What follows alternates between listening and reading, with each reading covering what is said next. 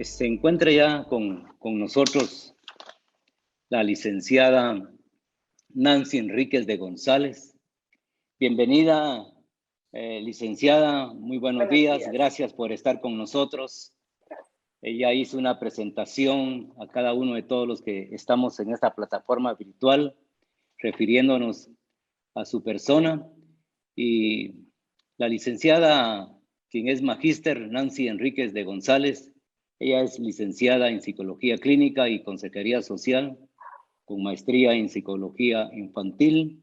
Ella es catedrática de la Universidad Panamericana.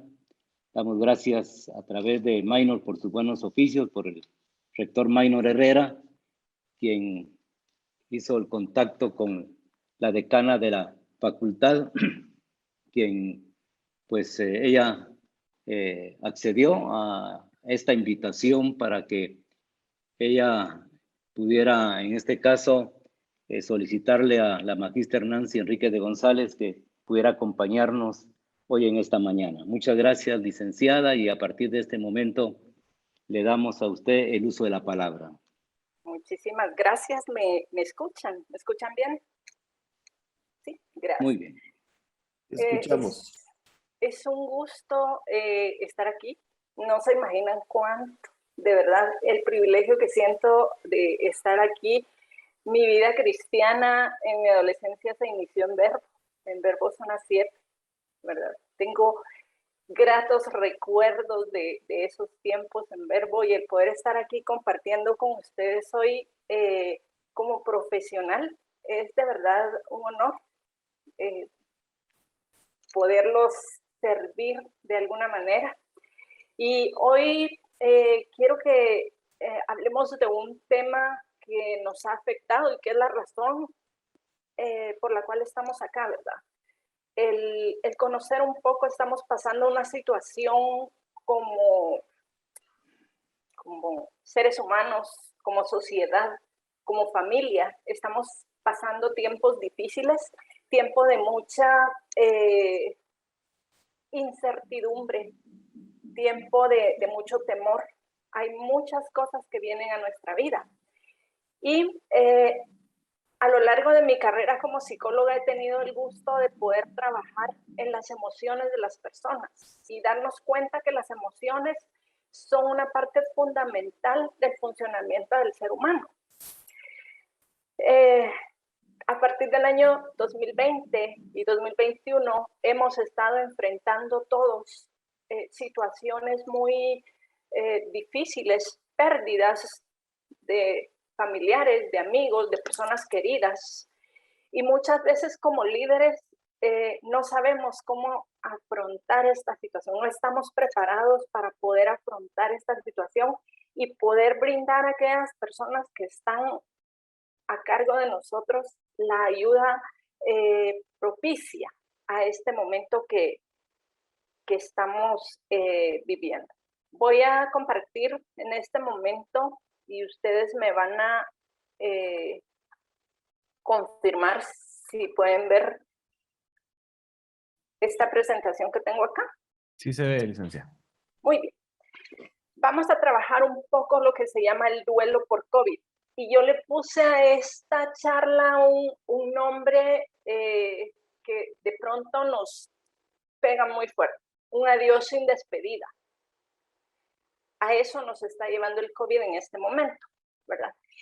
Y voy a iniciar con algunos aspectos muy puntuales acerca de lo que es el duelo, ¿verdad? Todos hemos hablado acerca de que estamos de duelo, vivimos un duelo, pero vamos a explicar un poquito paso a paso lo que es un duelo, ¿verdad? Y ese es un proceso, dice aquí, al que nos enfrentamos a la pérdida y que consiste principalmente en una adaptación emocional. Cuando hablamos de un duelo, cuando hablamos de una pérdida, no necesariamente tiene que ser la pérdida de un ser querido. O sea, cualquier pérdida que nosotros enfrentemos en la vida, la pérdida de un trabajo, el cambio de una casa, una enfermedad, todo eso nos lleva a vivir un duelo. Y lo que sucede es que emocionalmente nosotros estamos adaptados a un sistema de vida, a una rutina, a formas en las que llevamos toda nuestra vida. Y cuando sucede la pérdida, y en este caso vamos a enfocarnos básicamente a la pérdida de seres queridos, de amigos, de personas que hemos conocido, viene un proceso de adaptación emocional a la que tenemos nosotros que buscar un nuevo sentido a nuestra vida. Muchas veces los seres humanos le damos mucha importancia a nuestra vida espiritual o a nuestra vida física, ¿verdad? Pero muchas veces nos olvidamos de esa parte emocional que es bien importante y que sirve para que tengamos un equilibrio en nuestra vida. Todos nosotros tenemos bien claro que un día nos vamos a morir. Es algo que hemos aprendido, sabemos que vamos a morir. Lo que ha cambiado hoy día es que esa percepción de la muerte ha estado más cerca que nunca, ¿verdad? Y sobre todo cuando llega la pérdida de un ser querido, eso va a causar un gran impacto en nuestra vida. Aquella persona que estaba, y vemos los procesos de muerte en este momento, que son procesos repentinos y procesos en los que las personas en 3 o 4 días se van. Definitivamente eso está causando un gran impacto en nuestra vida emocional. Y cuando nosotros atravesamos un duelo, vamos a pasar distintas etapas, y eso es un punto que yo quiero que nosotros veamos hoy. El duelo no es algo que se vive únicamente en el momento de la pérdida de nuestro ser querido, en el momento del velorio y el entierro. Esa es una parte o es el inicio del duelo. Sin embargo, tenemos que vivir un camino o un proceso normal y natural en el ser humano para poder salir adelante y encaminar nuevamente nuestras vidas a nuevas rutinas. Nuestra vida no va a ser igual después de la pérdida de un ser querido. Definitivamente no va a ser igual. Pero sí podemos replantearnos nuevos sistemas de vida, nuevas rutinas, nuevas situaciones en nuestra vida. Y eso no es fácil. Eso tiene que atravesar ciertas etapas. La primera etapa que vivimos, o la primera fase que nosotros como psicólogos buscamos que las personas conozcan, el duelo va a tener diferentes fases que vamos a ir viviendo día a día, un día a la vez. Estas fases no tienen una duración. Estas fases van a llevarse a cabo de acuerdo a cada persona, a las capacidades que cada persona tiene para afrontar el dolor. La primera fase que vamos a vivir con el duelo es la negación. Y fíjense que yo quiero que nosotros recordamos el camino de las fases del duelo, porque, por ejemplo, ustedes como líderes están a cargo de muchas personas que están viviendo estas situaciones, o ustedes mismos han tenido esta situación en su vida. Y entonces necesitamos entender que el duelo tiene fases para entender que hay procesos normales, que no es que la persona no quiera aceptar que su ser querido se fue, sino que tiene que ir recorriendo un camino. Y el primer camino que vamos a tomar es el de la negación. Este se da en el momento en el que recibimos la noticia de la muerte de un ser querido. La primera idea que viene a nuestras vidas en este momento es: no puede ser, eso no puede estar pasando, ¿verdad? Negamos que esa situación se esté llevando a cabo. No puede ser, esto no es cierto. Es esa fase de negación y entramos en un estado de shock.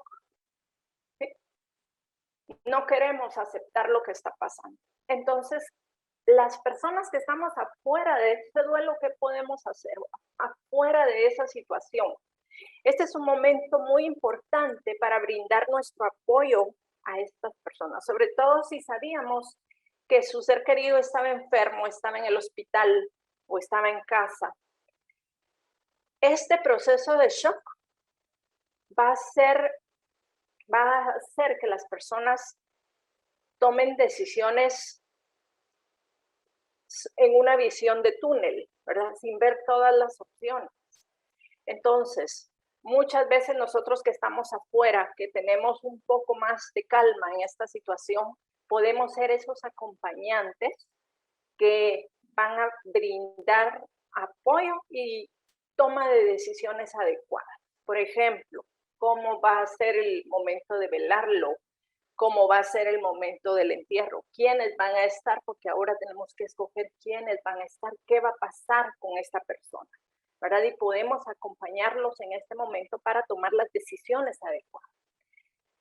Este proceso de negación puede durar algunas semanas, incluso, que la persona está en shock y que no acepta la muerte de su ser querido.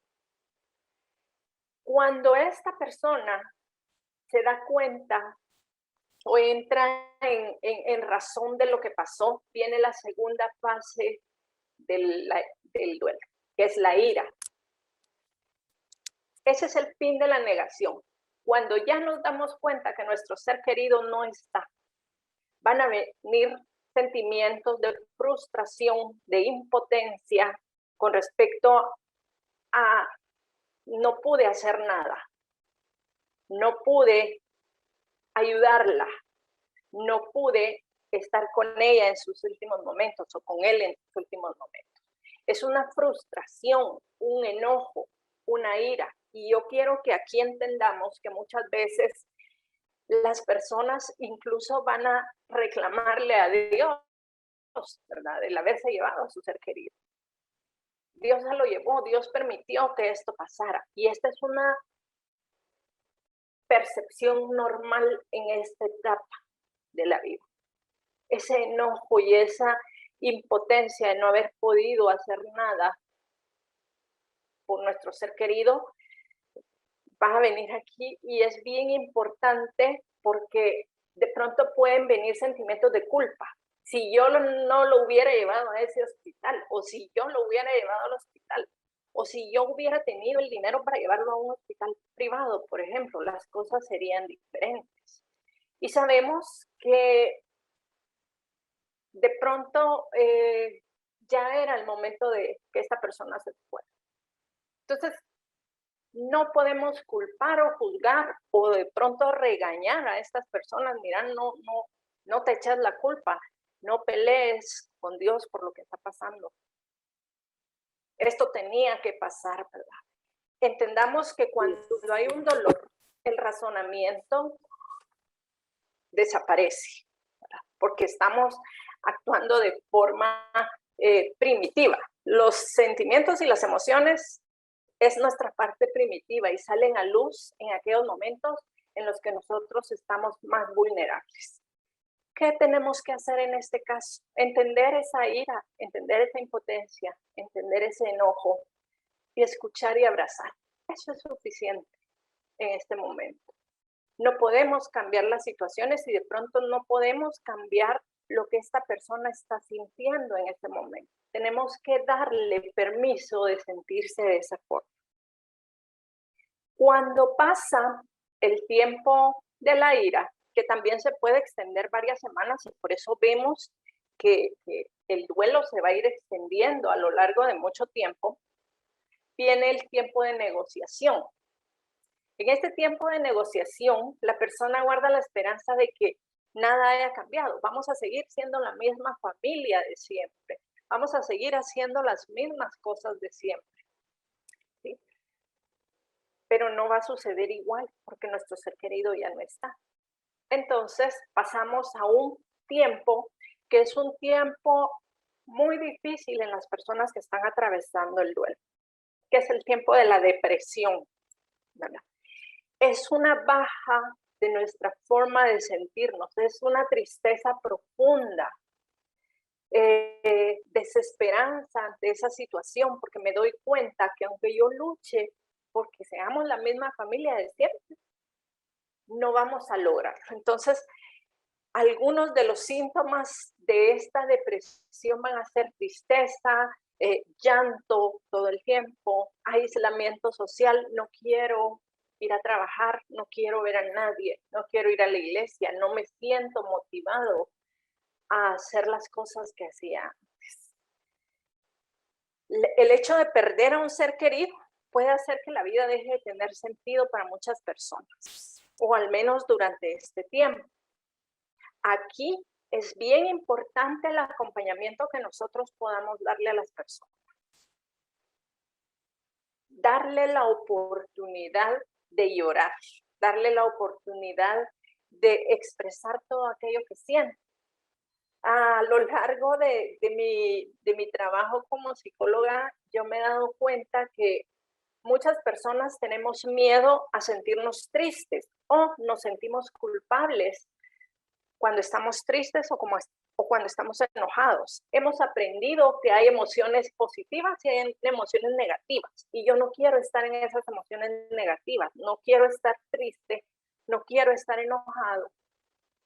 Sin embargo, nos damos cuenta que la tristeza y el enojo son emociones que van a ayudar al ser humano a drenar todo aquello que tiene y que les está molestando en algún momento.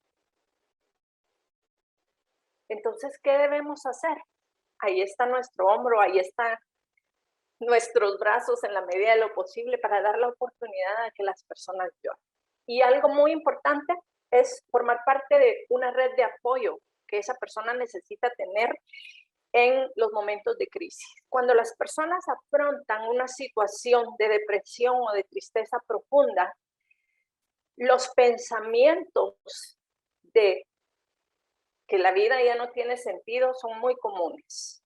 Y dependiendo de las herramientas que la persona tiene internamente, puede salir adelante de esta situación o pueden representar una época de mucho riesgo y de mucho peligro para las personas. Entonces, aquí es bien importante que se pueda formar una red de apoyo. Por ejemplo, ustedes como iglesia pueden tener los nombres de esas personas que necesitan su apoyo o que ellos sepan que pueden acudir a ustedes en el momento que se sientan de esta forma, sin ser juzgados, sin ser regañados, sin ser vistos como estás mal, así no son las cosas.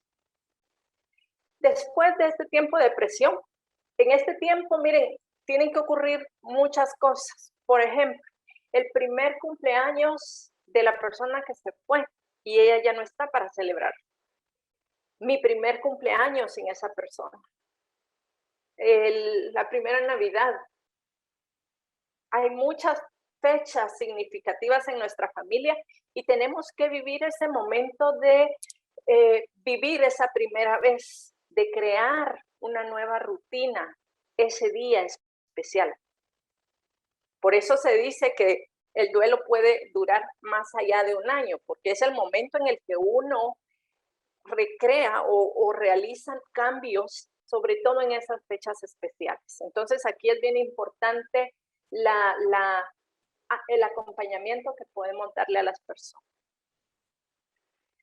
Y por último, la última fase del duelo es la aceptación. O sea, hay una luz al final del túnel. Sí se puede salir adelante.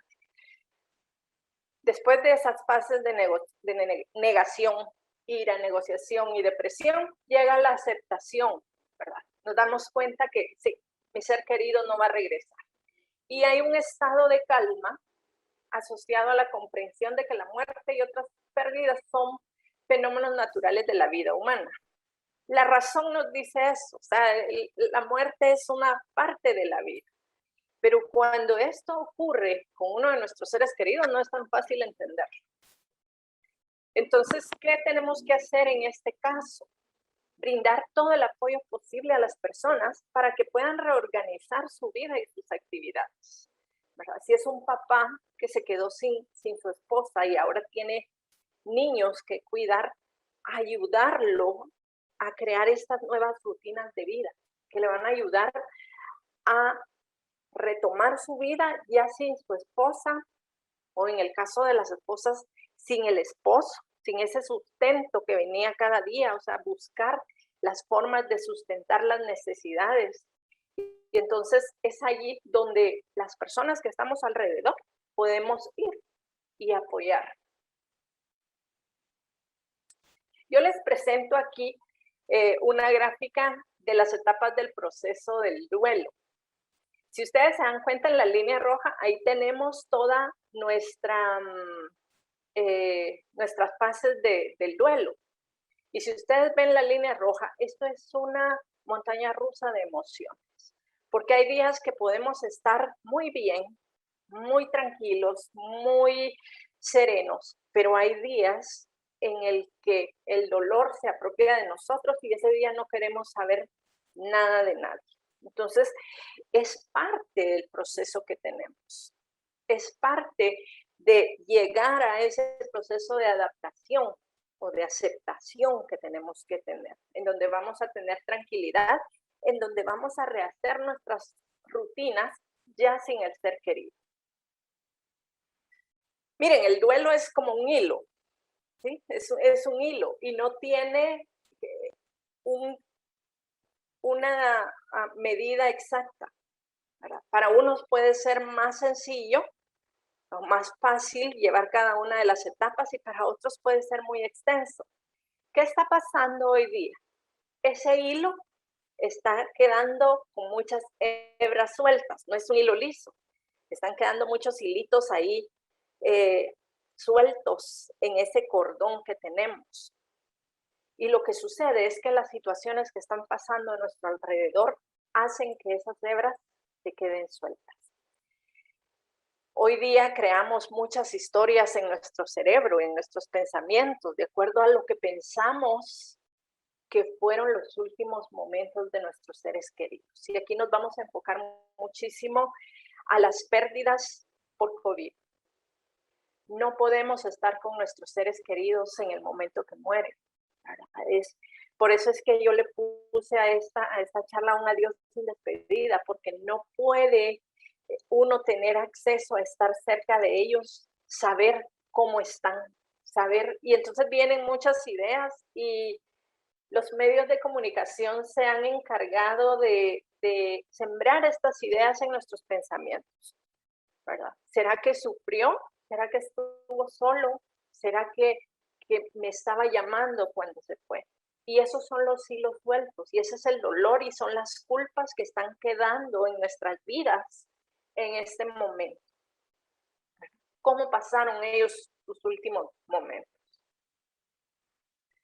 El duelo durante la pandemia del COVID-19 está siendo tiempo muy, muy difícil, muy duro, muy doloroso, ¿verdad? Los rituales alrededor de la muerte han cambiado a causa de la muerte. Y cuando hablo de los rituales alrededor de la muerte, hablo de los procesos o de las ceremonias de velación y entierro que nosotros teníamos antes, tal como estábamos acostumbrados, que íbamos y nos volcábamos en atenciones y cariño a los deudos. Hoy día esto no está pasando, ¿verdad?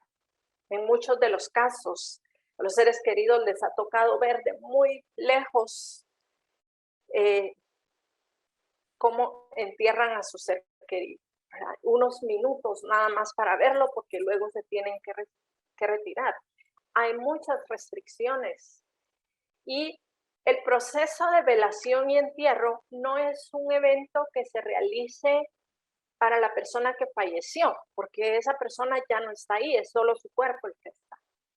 Esos eventos de velación y entierro se realizan para los seres queridos que quedan vivos, para que tengan la oportunidad de despedirse, ¿verdad? Y de pronto hemos ido a muchos entierros muy emotivos en el que cada uno de los hijos se despide, en lo que cada una de las personas habla palabras, pero eso es como un alivio y eso inicia el proceso de duelo, ¿verdad? El saber que aquí te vengo a dejar tu cuerpo. Y entonces empiezo el proceso de duelo, pero eso no está ocurriendo hoy. Y entonces son esas hebritas que se quedan sueltas en ese hilo del duelo. Ahora, ¿cómo podemos ayudar a la persona que atraviesa por un duelo? Y aquí yo digo que muchas veces cometemos errores de buena fe. Nuestro objetivo al ir y acompañar a una persona que está en duelo es ver que esa persona salga adelante y esté bien. Por eso es que a mí me interesaba que conociéramos las etapas del duelo para que entendiéramos que hay algunas conductas que estas personas van a tener y que son completamente naturales y normales. Justo el viernes una de mis alumnas de la universidad habló conmigo y me contaba que su papá acaba de fallecer y todo el mundo le decía, tenés que ser fuerte por tu mamá, ¿verdad? No tenés que llorar porque tu mamá se va a poner mal. Y me dice, mire, en ese momento yo me bloqueé y dejé de llorar. Pero ese viernes aquí conmigo vino a llorar, me dice, tengo un nudo aquí. Y es que cuando reprimimos nuestras emociones, reprimimos las ganas de llorar, reprimimos la tristeza que tenemos, lo vamos a sentir físicamente. Nuestro cuerpo va a resentir cuando reprimimos nuestras emociones. Por eso es bien importante que nosotros aprendamos a darnos permiso de llorar. Hay mitos que dicen que no, tengo que ser fuerte y por eso no lloro, tengo que ser valiente y por eso no demuestro lo que siento. Tenemos que evitar decir cosas como usted tiene que ser fuerte, no llore. A su ser querido no le gustaría verlo triste. Y esos son los errores de buena fe a los que yo me refiero. Porque no le damos oportunidad a las personas de expresarse como ellos necesitan hacerlo en este momento. A veces no sabemos qué decir, vamos a un velorio, vamos a un entierro, vamos a dar un pésame y no sabemos qué decir. Muchas veces el silencio es la mejor compañía, porque por más que yo hable, por más palabras que yo le diga a la persona, no voy a lograr bajar el dolor que tiene. ¿Qué podemos hacer? ¿Verdad? Porque aquí no se trata nada más de decir las cosas que no debemos hacer. Vamos a hablar también de qué podemos hacer. Podemos hacer preguntas como, ¿quieres hablar en este momento? ¿Necesitas que haga algo por ti? Darle la oportunidad a la persona de decirme, no, solo quiero que estés aquí. O sí, tengo la necesidad de hablar. Cuando yo le pregunto, ¿quieres hablar? Le estoy dando la oportunidad de que pueda expresar lo que ella quiera expresar en ese momento sin sentirse acusado, sin sentirse culpabilizado por lo que está pasando. Cada persona busca sus propios recursos para desconectarse del dolor. Y esto es muy importante saber. A veces uno dice, ay, no, a él no le dolió mucho porque mira bien tranquilo que está. Todos vamos a afrontar las pérdidas de manera diferente, por lo que es importante que en el momento que tengamos la oportunidad, demos a conocer al doliente las fases del duelo para que se sienta identificado con en qué etapa del duelo se encuentra. En nuestro trabajo como psicólogas, nosotros lo primero que hacemos cuando una persona está afrontando un duelo es darle a conocer esas fases del duelo, para que sepa cuál es el camino que va a recorrer y para que pueda identificarse en dónde estoy en este momento. Eso es el primer paso que debemos dar. Lo que estás viviendo es normal. Esa tristeza que tienes es parte de las fases que tú has tenido, ¿verdad? Y puedes identificar qué es lo que le está pasando en este momento. De pronto vemos personas que se refugian en el trabajo, ¿verdad? Y ahora viene hasta las 9, 10 de la noche del trabajo, ¿verdad? Como ya no está la esposa o como ya no está el hijo, entonces ahora se va al trabajo todo el tiempo. Y muchas veces esa persona se queda en el trabajo y pasa horas ahí porque tiene miedo de regresar a la casa y enfrentarse al dolor. A veces vemos personas que están muy serenas y decimos, ay, vieras qué tranquila estaba el hijo, qué tranquila estaba la persona. Pero es que cada quien va a buscar su manera de desconectarse del dolor. Algunos se van hacia el pasado y en el pasado empiezan todo el tiempo a hablar de ese ser querido, de lo que hacían juntos, de ese momento que vivieron juntos, cuando nos casamos, cuando tuvimos a nuestros hijos. Y algunos se van hacia el presente o hacia el futuro. Dejan de hablar del ser querido y empiezan a proyectar sus ideas únicamente a qué van a hacer de ahora en adelante. Y eso no tiene que ver con que no tengan dolor o que no les haya dolido la pérdida. Es simplemente una herramienta que ellos están buscando para desconectarse de ese momento que les duele tanto, ¿verdad? Entonces, tenemos que aprender que cada persona va a afrontar diferente el dolor. El dolor no es algo que se pueda pesar o medir, como para decir a este hijo le dolió más y a este menos porque este está más tranquilo, ¿verdad? Es la percepción de cada uno y cómo cada uno afronta estas situaciones. El duelo, por supuesto, va a ser la duración de acuerdo al vínculo que había entre esas personas, porque si era una persona que estaba muy cercana a mí, el duelo se va a extender más tiempo. ¿Sí? En este tiempo yo he tenido pérdida de amigos muy queridos y que me ha dolido y que he pasado 1 o 2 semanas con esa situación, este sentimiento de tristeza, ¿verdad? Pero que luego he retomado mis actividades. No así sus familiares, ¿verdad? Ellos todavía están luchando día a día por volver a las actividades que tienen. Y miren, aquí yo voy a hacer un poco de promoción acerca de mi profesión. El acompañamiento psicológico es muy importante en este momento. ¿Por qué? Porque nosotros como profesionales de la salud mental hemos aprendido herramientas, tenemos recursos para poder ayudar a esas personas a que esas hebras se alineen y no es que vamos a venir y vamos a quitar el proceso del duelo. Simplemente vamos a alinear esas hebras que quedaron sueltas para que el hilo se quede liso otra vez y pueda recorrer el camino del duelo con un acompañamiento o con herramientas que pueden poner en práctica.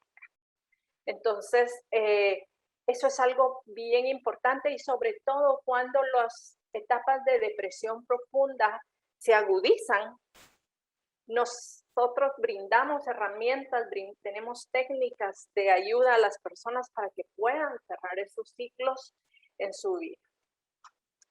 Y ahora viene un tema que a mí en lo personal me toca muchísimo, ¿verdad? Porque yo soy también psicóloga infantil y veo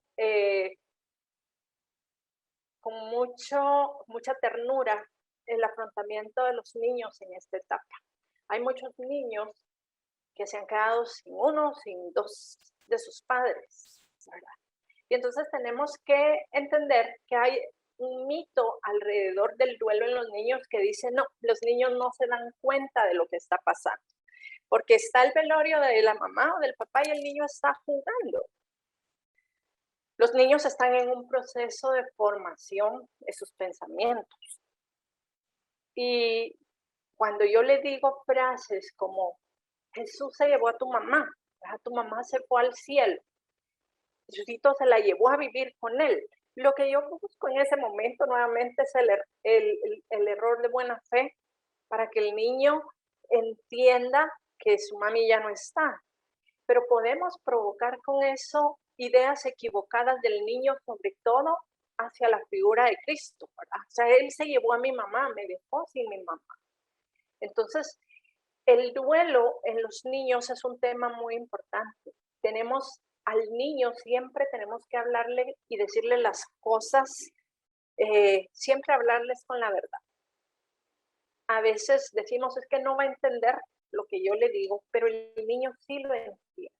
Y el niño agradece mucho ese momento en el que uno le habla con la verdad y le dice, tu mamá se enfermó y esta enfermedad está haciendo que muchas personas mueran. Pero tú tienes a tu alrededor muchas personas que van a cuidar de ti. Porque el primer sentimiento que va a enfrentar el niño ante la pérdida de un ser querido, y si son sus padres en este caso, va a ser un sentimiento de abandono, un sentimiento de estar solo y que va a afectar su vida futura, incluso su vida de adulto, el sentirnos solos. Muchos de nosotros tuvimos situaciones con nuestros padres, quizá en la niñez, ¿verdad? Y cuando crecimos, nos dimos cuenta que esa situación que yo viví con mis padres y no necesariamente tuvo que ser la pérdida de uno de ellos, afectó de alguna forma mi personalidad. El niño está en formación y necesita sentirse protegido, necesita sentir que sus necesidades van a ser cubiertas, ¿verdad? Necesita saber que puede acudir a alguien en ese momento para que lo apoye, para que lo abrace, para que lo deje llorar, para que entienda que en ese momento está pasando por situaciones difíciles. Y aquí va a necesitar el niño muchísimo acompañamiento, porque algunas de las formas de expresión del dolor del niño van a estar relacionadas con su carácter, ¿verdad? Con la forma de reaccionar. Se van a incrementar los berrinches, se van a incrementar, puede haber una baja de rendimiento escolar, porque el niño tiene su pensamiento en ese momento en aquella persona que perdió. No se concentra en nada más. Es por eso que necesita, en este caso, sentirse acompañado. Dejemos que los niños puedan participar en las charlas referentes a su ser querido que partió. Yo hace un tiempo asistí a una familia que perdió a la mamá del niño y lo primero que hicieron fue que quitaron todas las fotos de la mamá.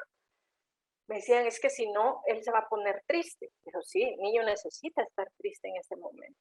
Necesita saber que allí hay un recuerdo, ¿verdad? Algunas de las cosas que hacemos para trabajar el duelo con los niños es hacer un álbum de fotos de mi mamá o de mi papá o de mi abuelito, ¿verdad? Con todos esos recuerdos que la familia puede aportar para ese álbum de fotos y que pueda haber un recuerdo, porque cuando nuestro ser querido se va, lo que se va es su cuerpo, su presencia.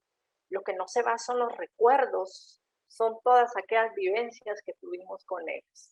Entonces también démosle la oportunidad de llorar y de expresarse sin limitar sus sentimientos. Y ahora quiero pasar a un tema que creo que nos compete en este momento. ¿Qué pasa con los líderes? Y yo puse allí a un superhéroe en la figura porque muchas veces cuando estamos en un lugar de liderazgo nos ponen esa idea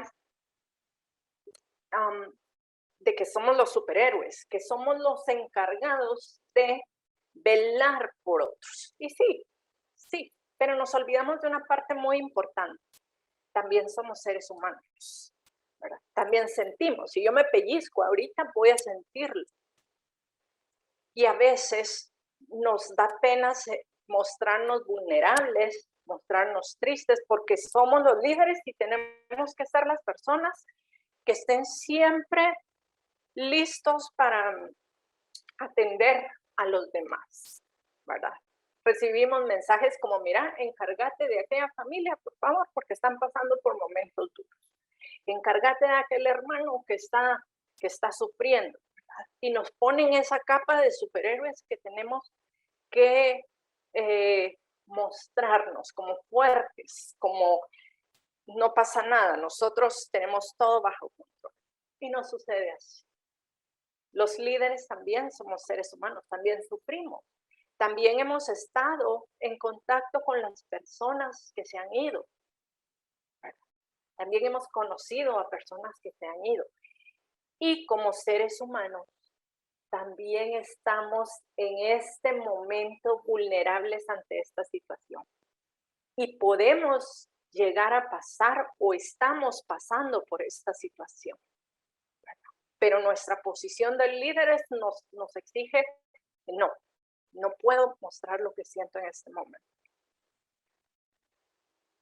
Tenemos límites y esa es de las primeras cosas que nosotros tenemos que entender. Como psicólogos, nosotros tenemos un proceso de autocuidado, ¿verdad? ¿Qué significa eso? El trabajo que nosotros hacemos no es un trabajo bonito. Venimos a la clínica y venimos a escuchar problemas, venimos a trabajar con el dolor de las personas. Y muchas veces esto es una mochila que nosotros vamos cargando y nos afecta emocionalmente. Y a veces no podemos ayudar a las personas y nos sentimos frustrados y sentimos que no sirvo para esto. Pero nos olvidamos de algo muy importante. Como seres humanos tenemos límites. No podemos hacerlo todo por todas las personas. Y entonces tenemos que buscar esas estrategias de autocuidado para nosotros mismos, como personas, como líderes y como miembros de una familia, porque muchas veces nuestras familias salen afectadas ante estas situaciones que estamos viviendo, ante los problemas que nosotros llegamos a escuchar y luego llegamos a casa cargados, tristes, enojados por las cosas que están pasando. Cada uno de nosotros procesa las experiencias de distinta manera. Igual que las personas que están atravesando el duelo que yo les hablaba hace un rato, cada uno va a procesar el dolor de distinta manera. El descanso que nosotros podamos tener es bien importante para recuperar las fuerzas, la calma y la serenidad. El tiempo que podamos estar con nuestras familias es un tiempo en el que debemos invertir muchísimo, no económicamente, sino que en experiencias. Y una cosa muy importante es que no debemos tener miedo a mostrarnos vulnerables. No tenemos que tener miedo a llorar en frente de las personas a las que estamos ayudando, porque esto lo que va a provocar es que esa persona sienta la empatía que nosotros tenemos por ellos en estos momentos, ¿verdad? Entonces, el papel del líder es muy importante, definitivamente, pero tiene que recargar cada día su tanque emocional también de serenidad, y podemos tener muchos recursos que podemos utilizar para obtener eso. Yo tengo algunas ideas, ¿verdad? Por ejemplo, tomar un día a la semana de total descanso. Y cuando me refiero a total descanso es desconectarme del teléfono, de las redes, de todo lo que me pueda causar en ese momento preocupación, ¿sí? Tomar un día a la semana, si puedo hacerlo, de repente hacer ejercicio al aire libre, acompañado de un ser querido. A mí me gusta mucho salir a caminar, por ejemplo, con mi esposo cuando estoy muy estresada, muy cargada con las situaciones con las que trabajo día a día. Salir a caminar en la noche y ya regreso a mi casa un poco más tranquila, ¿verdad? Porque ese aire que voy a respirar va a oxigenar, me va a ayudar a pensar en otras cosas. Tomar alguna clase que lo distraiga. Miren, la ventaja que tenemos hoy día es que todo es en línea, ¿verdad? Entonces podemos pintar. Yo no sé cuántos de ustedes tienen años de no agarrar una caja de crayones y una hoja de papel y ponerse a dibujar, a pintar, a imprimir una hoja y luego pintarla. Si no lo han hecho, yo les invito que lo hagan, que hagan el ejercicio. El estar pintando, el estar escogiendo colores, va a desconectar nuestra mente de esa preocupación que tengo en este momento. Es bien importante, no podemos tener esa preocupación todo el tiempo con nosotros, esa mochila llena de preocupaciones, porque de alguna forma nos va a llegar a pesar mucho. Mire, póngase a cocinar. Hay algunos que la cocina lo relaja mucho, hacer un pastel, hacer una pasta, hacer, qué sé yo, lo que a ustedes les guste hacer. Tomar un tutorial. YouTube nos muestra ahora, aprenda a hacer cualquier cosa y ahí nos enseñan cómo hacer. Pero es un tiempo que nosotros nos estamos invirtiendo en nosotros mismos. Algo muy importante, busque su propia red de apoyo. Aquellas personas que lo van a poder escuchar en el momento en el que usted se encuentre más agobiado. Busque algún amigo, algún hermano con el que usted se sienta en confianza de expresarse, de llorar, de decir, mira, ya no aguanto más. Necesito compartirte esto que siento. Necesito compartir la frustración que siento al no poder ayudar a las personas que están pasando por tanto dolor. Lea un libro, ¿verdad? Y nuestro libro más importante, la Biblia, nos da tantos mensajes de esperanza, nos da tantos mensajes para poder recargar nuestra vida de eso tan hermoso que es la paz, ¿verdad? Y sobre todo, recuerde que usted también es un ser humano. Eso es algo que tiene que tener claro, que somos seres humanos, que pueda ser que estemos atravesando por todas estas situaciones de las que yo les hablé y que tampoco estamos, los que no lo hemos pasado, tampoco estamos libres de en un momento pasarlo. Y entonces tenemos que estar preparados, tenemos que saber que somos seres humanos, que nuestras limitaciones están, pero que también tenemos los recursos internos para poder de alguna forma salir adelante ante esta situación. Ahora, ¿qué pasa con las personas que reciben un diagnóstico positivo de COVID?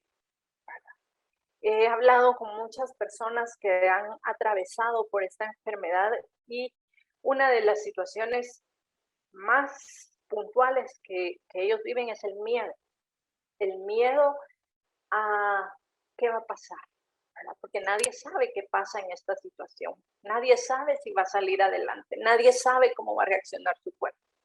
Y entonces lo primero que viene a nuestra vida es el miedo. La ansiedad es un estado normal que atravesarán ante la incertidumbre de no saber qué va a pasar. La ansiedad es un tema que está de moda. Todo mundo estamos experimentando de alguna forma la ansiedad ante esta situación. La ansiedad de salir a la calle y encontrarnos en lugares con aglomeraciones. La ansiedad de estar encerrados en casa y no poder salir. La ansiedad de ver a nuestros hijos estudiando a través de una pantalla. Hay muchos temas para abordar la ansiedad. Hay muchas situaciones que nos están poniendo ansiosos, que nos dan miedo, que nos dan temor, que también es una emoción normal del ser humano y sobre todo ante estas situaciones que estamos viviendo, ¿verdad? Entonces, ¿y cuánto más cuando recibimos un diagnóstico de positivo? ¿Qué debemos hacer con nuestras personas, o nuestros amigos, o nuestros hermanos que reciben un diagnóstico positivo? El COVID es una enfermedad que ha estigmatizado muchísimo a las personas, ¿verdad? Se sienten culpables de decir que están viviendo esta enfermedad, porque hay tanta desinformación que la gente dice, uy, no, ahí con ellos no vayamos, ¿verdad? Y es un tiempo de aislamiento en el que se van a sentir solos, en el que no pueden ver a nadie, en el que incluso sus provisiones materiales se van a ver en riesgo porque no pueden salir a trabajar. Entonces, ¿qué debemos hacer nosotros como líderes? Aquí ya como líderes ya tomamos nuestras herramientas de autocuidado y entonces ahora ya podemos poner en práctica con las personas estas herramientas. Lo primero, hágale saber que usted está pendiente de ellos. Sea parte de su red de apoyo. Que ellos sepan que pueden acudir a usted en cualquier momento, a cualquier hora incluso, ¿verdad? Cuando se sientan mal, para saber qué poder hacer. Pregúntele cuáles son sus necesidades. ¿Tenés comida, hermano? ¿Cómo está tu familia? ¿Necesitas algo? ¿Verdad? Que ellos puedan dejar por un lado la ansiedad de provisión, porque necesitan enfocarse en su recuperación física. Y ayúdeles a tomar decisiones. ¿Qué quieres hacer? ¿En dónde quieres estar? ¿Qué necesitas que haga por ti? La ansiedad es un estado emocional que nos nubla la razón y no logramos entender qué quiero hacer en este momento. No sé qué hacer en este momento. Me siento tan mal físicamente y emocionalmente que no sé qué puedo hacer en este momento. Y para terminar con este tiempo, Este es el momento de estar más aferrados a nuestra fe. Nosotros tenemos, los cristianos, ¿verdad? Las personas que creemos en Jesucristo, tenemos ese punto a nuestro favor. Tenemos la esperanza de que el Señor tiene control de nuestras vidas, control de cada una de las situaciones por las que estamos pasando. Él lo tiene todo planificado, Él tiene el camino trazado para cada uno. Lo que pasa es que no podemos ver el final del mapa y eso nos causa temor. Pero nuestra fe es lo que nos ayuda a mantenernos firmes en este momento sin olvidar que en algún momento vamos a sentirnos vulnerables. El sentirnos vulnerables, el sentirnos tristes, el sentirnos enojados, no significa con que tengamos mayor o menor fe. No significa que nuestra confianza no esté puesta en Cristo Jesús. No significa esto. Significa que estamos aquí en este mundo y somos seres humanos y estamos formados por espíritu, alma y cuerpo. Y en el alma están nuestras emociones. El mismo Jesucristo las puso allí. Entonces es bien importante darle el valor a esas emociones que tenemos. Con esto, de verdad, termino mi presentación del día de hoy sin olvidar que Dios nos da las herramientas para poder salir adelante, ¿verdad? Y que en la medida que nosotros podamos capacitarnos, aprender acerca de esta nueva situación que nos está tocando vivir, que podamos brindar la ayuda puntual a las personas. Hay tanta desinformación, hay tanto miedo alrededor de esta situación. Ya vemos las noticias, ya vemos el periódico y mejor no lo leemos porque todo está cargado de malas noticias. Pero a la medida que nosotros busquemos prepararnos, capacitarnos para poder brindar la mejor ayuda, créanme que va a ser más sencillo poder apoyar a los demás. Muchísimas gracias de verdad por la invitación. Yo estoy muy, muy contenta, muy honrada por poder estar aquí, poder ayudar un poquito a capacitar personas para saber todos juntos qué podemos hacer.